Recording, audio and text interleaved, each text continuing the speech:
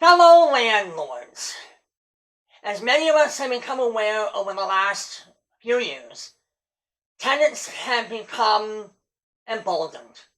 Many tenants have become emboldened. They have the entitlement mentality. They have requests and demands. And they have made this known through the halls of government, on the streets, through protests, parades, rallies, and by starting associations and unions to put forth their demands, their wants. We are going to be examining, we at the Landlord Advocates are going to be examining one such union that is located in New York City. This union has over 40 buildings in its union. The demands that they have put forth will boggle your mind and infuriate you. It will add to our argument that the tenants are getting out of hand, that they are demanding things that are completely ridiculous, completely unheard of, and completely unrealistic. They start off their list of 10 demands with a narrative. Now this organization, this union, is known as the Crown Heights Tenant Union, located in the Bronx, New York. They start out, like I say, with their 10 demands with this narrative. We demand an end to the cycle of displacement from our homes and systematic overcharge of new tenants. As we have said numerous times, it is not your home, your name is not on the deed. We demand an end to the harassment we have experienced. Harassment. Are you talking about the landlords asking you to keep the noise down, don't do illegal activities on the property, clean up the property, respect your neighbors, and maybe even pay your rent? Many tenants call that harassment. It's not. It's not. It's a request that we put upon you to make where you live and the other people live a nice place to live. We demand the following be enshrined in a legally binding collective bargaining agreement between the Crown Heights Tenant Union and our landlords, an agreement guaranteeing these rights for all tenants in member buildings. Like I said, they have over 40 buildings. We're going to start out with demand number 10. We actually can agree with demand number 10. It is the rights of senior citizen tenants and disabled tenants. What they want to have happen is that if you are evicting a senior citizen, you will contact the New York City's Department of the Aging to let them know that. If you are evicting a disabled tenant, that you will contact the New York Mayor's office for people with disabilities to let them know that you're looking to evict these tenants. The issue that we have with this is how long will this process take? Is this an impediment to the landlord getting the tenant out in a timely manner by contacting these agencies? Will it add 5, 6, 10 months to the process to remove those tenants from the property if the landlord has to notify these agencies? Number 9, right to fair leases. Now they break it down into like 9 components. We're not going to go over all 9 because we'll be here all day. Number 1, landlords must automatically renew the leases of all tenants unless otherwise notified. Why would a landlord want to automatically renew a lease with a tenant that they no longer want on the property? It should not be automatic. It should be a yearly basis or whatever the time determined that the landlord wishes that lease to be. The other demand that they have under this right to fair leases is that if the landlord does not notify the tenant within 90 days of the expiration of that lease, the landlord must give to the tenant a check for 10% of the annual rent. So if the rent's $1,000 a month, and you don't give the tenant a lease renewal form outside of 90 days of the expiration of that lease, you must give them a check for $1,200. They want the lease to be in normal, no legalese terms. They want it to be in everyday terms that they can understand. Well, if you don't understand, ask the landlord. If you don't understand, have your attorney go over this with you so that they can explain it to you. Here's another one. Landlords must offer the tenants an option of a 5-year lease. A 5-year lease? Really? Most leases that are 5 years, 10 years are commercial leases, not residential. Most residential leases are 1 to 2 years. We and the landlord advocates say a 1-year lease should be as long as any lease should be. We actually prefer month-to-month leases where it is allowed. If the tenant pays you by check for $1,000 for the monthly rent, and you do not cash that check within 10 days, their demand is that you will then give to the tenant a check for 10% of the annual rent. Again, $1,000 a month for rent. You don't cash the rent check until the 11th or 12th or 13th day or whatever date that might be after the 10 days. You would give that tenant a check for $1,200, 10% of the annual rent. Seriously? Is it our fault that you can't balance your checkbook? Once you write the check, it's gone. Don't put that money in your account, it's gone. But to demand that it be cashed within 10 days is unreasonable. Number 8, landlords cannot issue any late rent at all to your tenant.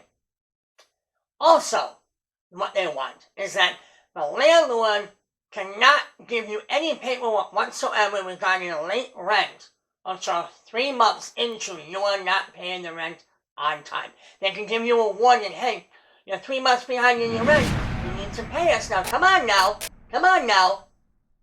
In that same provision of the right to fair late penalty policies, number 8, is that tenants can only be brought to court after they fail to pay rent for 6 months. So your tenant can be 1, 2, 3, 4, 5. Into the 6th month of not paying you any money whatsoever. At that point, the landlord can say, I'm going to take you to court, you haven't paid me for half a year. Now, in any realm of America, that's a long time for your rent. Then when you add on the time frame it takes to evict the tenant, in some areas that can be 2 to 3 months later. In areas such as New York City, that can be 18 months into the entire process. So now you're looking at 2 years before that tenant is given their bye-bye for not paying the rent. It's unrealistic to ask somebody to not give you any notice for 3 months and not evict you until 6 months. Would you do that, tenants, with a paycheck? Would you work somewhere for 6 months without getting paid?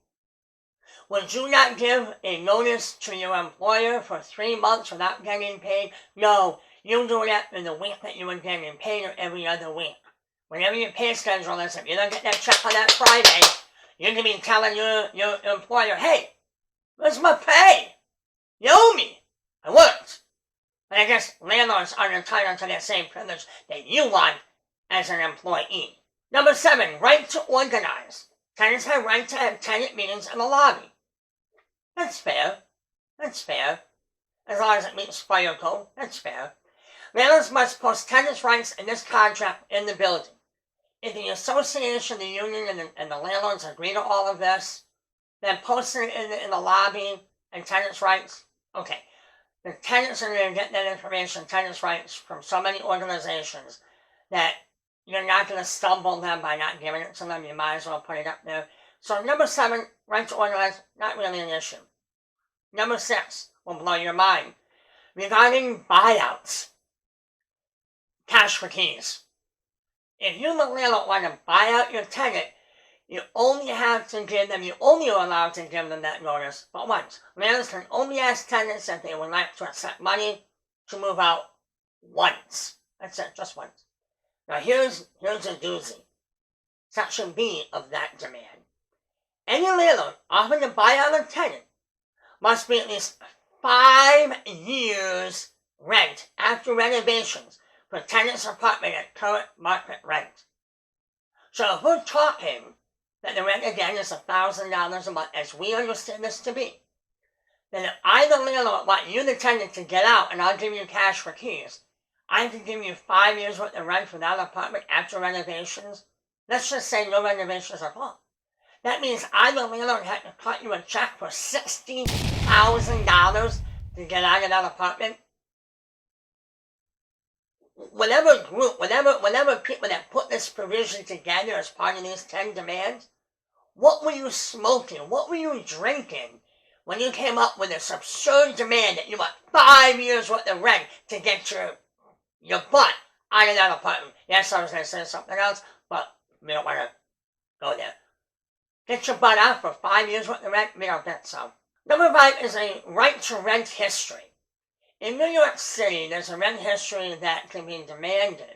Under law, the rent information provided is confidential and can only be released to the apartment's legal tenant, the building owner, or their authorized representative. That's rental history.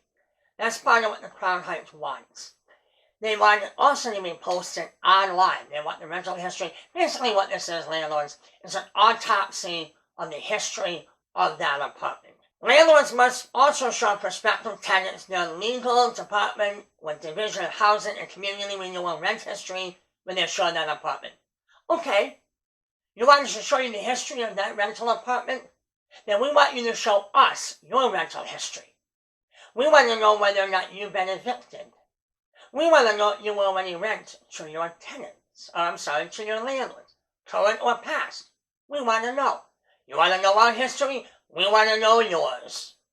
Rent to fair renovations and building conditions. Sounds nice, but when you look at the subset of their demands, oh no, it's not. Landlords cannot cut up apartments to add more bedrooms. Alright, that's a give and take. You don't want a bedroom the size of a dresser, we understand that. Here's where it goes. Landlords need prior tenants association approval of all vacant apartment and building-wide renovations. Therefore, if it's a vacant apartment and I want to renovate, I need the tenants association's approval to do that renovation? Seriously? And the approval must be through a formal vote. Landlords cannot pass on the cost of major capital improvements to current or future tenants. Tenant union, Crown Heights Tenant Union. How do you think commerce works? How do you think capitalism works? How do you think this works? They're going to put in $20,000, $50,000, $100,000 worth of renovations, and you don't think that they're not going to pass that cost on to their tenants? What do you think is going to be paid for? What do you think is going to be paid for? Of course it's going to be passed on to you. The demand that it's not is ludicrous. It's absurd. Tenants must be reimbursed for any damage or lost property, including but not limited to furniture and clothing. In the event of a bed bug infestation, a leak, or other building-wide or apartment-level condition causing damage to tenant's property. Hey, tenants, just in case you're not aware of this, there's this thing called tenants insurance, renters insurance.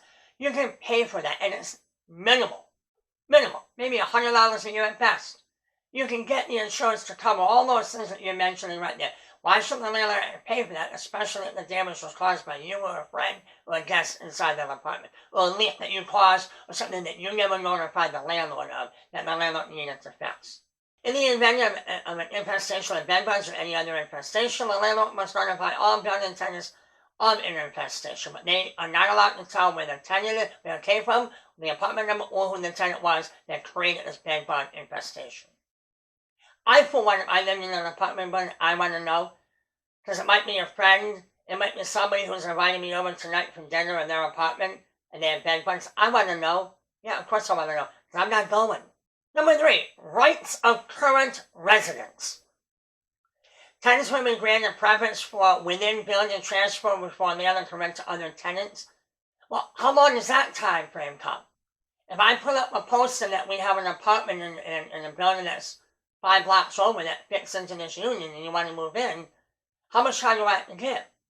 Is it a 48-hour notice? Is it a month notice? How much time do I have to give before I put the apartment out to bid for other tenants who are not a part of that union to rent from? Repairs must not be a hardship that affects tenants' quality of life. No unusable bathrooms, no broken refrigerators. We absolutely agree with that.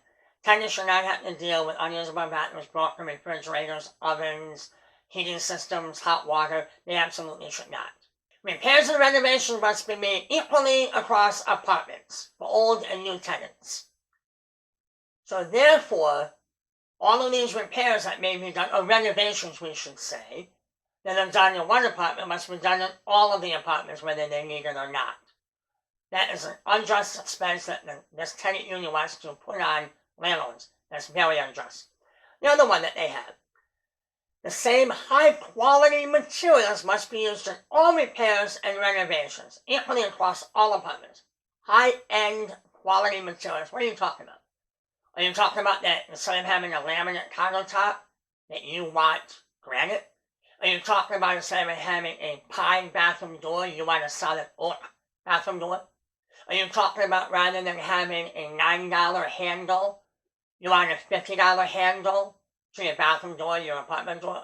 What is it that you want? What do you mean by high end? This is a doozy. Landlords must give an automatic lease transfer to any named successor, even if they are not on the lease. So basically what you want, Crown Heights Tenant Union, if you want, I rented to Tenant A is leaving. Tenant A is handing over the apartment to Tenant B, and I gotta give Tenant B a lease. Even though I haven't vetted them, I don't know who they are, I must automatically give that apartment to Tenant B.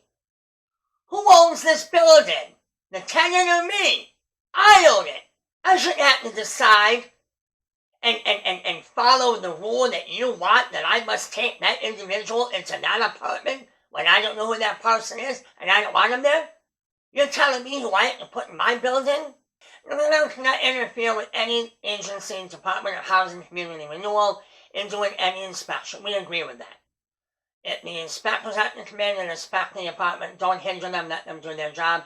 By hindering them, you're only going to make it worse on yourself. So we agree with that. Step back and let the regular inspection be commenced by the appropriate government agency.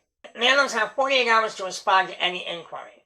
Any inquiry, that kind of leaves a little into speculation. What do you mean by inquiry? Number 2, right to repairs.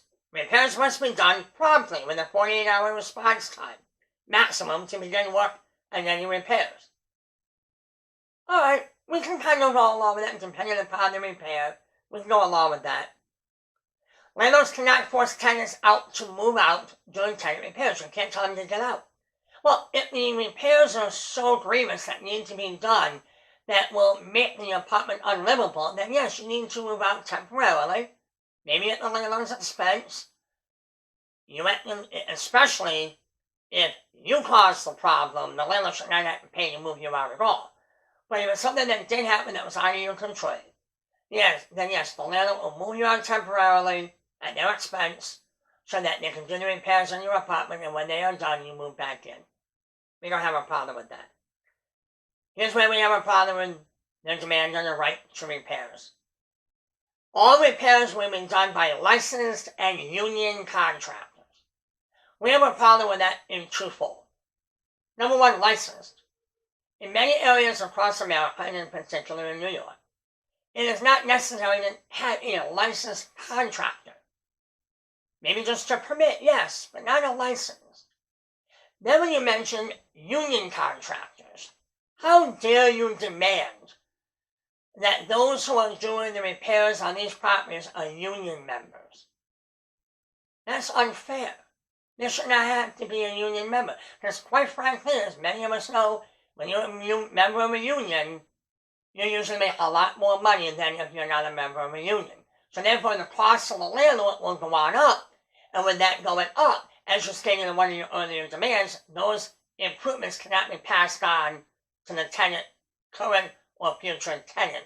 So therefore, the landlord has to use greater materials as you want, union labor to put this in, at a great expense to themselves. Not only that, when you were talking about union contractors, there are many, many, many mom and pop contractors out there that are union. They maybe have 20 members, maybe 10 employees. So therefore, you are excluding them from doing any renovations in these apartments because they're not in union. So you're forcing them to be in union when they may be a mom and pop, family-owned, multi-generational business. You are now excluding them from a source of revenue that will keep their business alive. How dare you? Number 1. Their number 1 request. A 5-year rent freeze.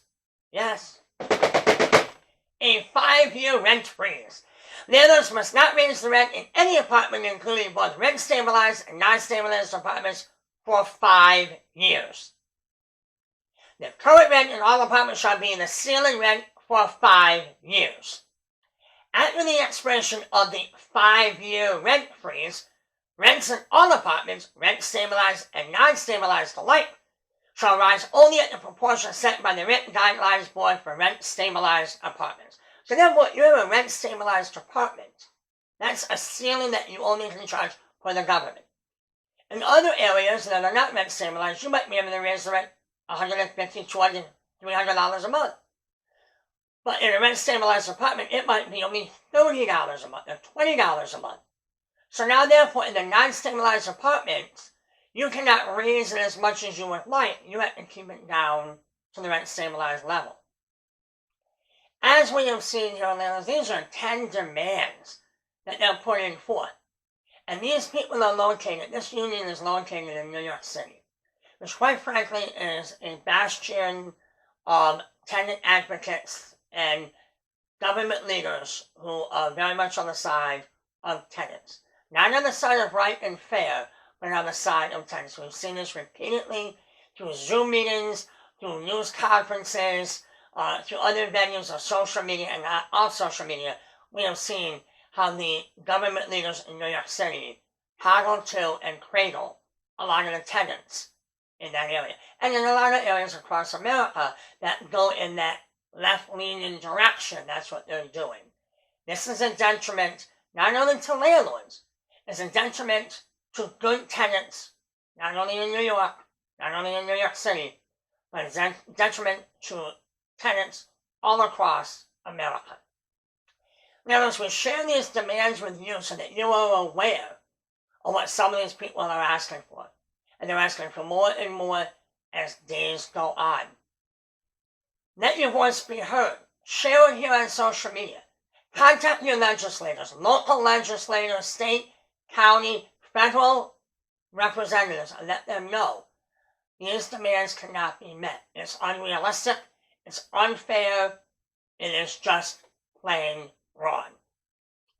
As we ask that you subscribe to our channel, hit the notification bell, hit the like button, leave comments below, share this information with fellow landlords so that we can let our voices be heard in the halls of government and on the streets of America. Until then, take care.